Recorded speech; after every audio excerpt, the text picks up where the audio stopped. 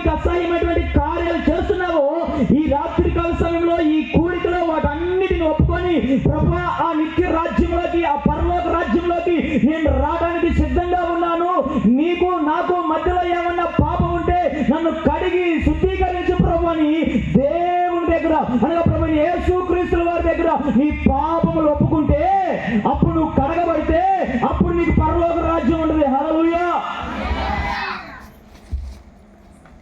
ఒప్పుకోరు కొంతమంది, కప్పు పెడతా ఉంటారు, తప్పు మీద తప్పు చేసి చేసి చేసి చివరికి ఇంకా అట్లాగే పోతారు. పోండి.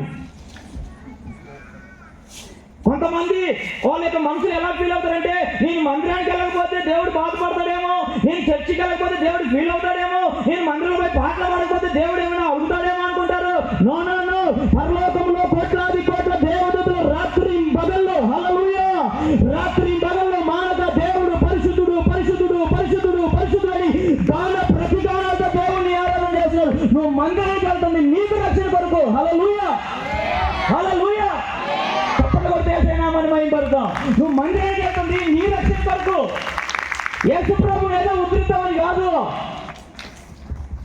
యేసు ప్రభుకి ఏదో ఇద్దామని కాదు, యేసు ప్రభు నీ పాపముల కొరకు మరణించాడు ఆయన. ఇక చేసిన తప్పు చేసుకుంటూ, చేసినటువంటి పాపం చేసుకుంటూ, చేసినటువంటి మాటలు చేసుకుంటూ ఇంకా ఎంతకాలం పాపం ఉపయోగపడి ఉంటావు? బయటకు రా.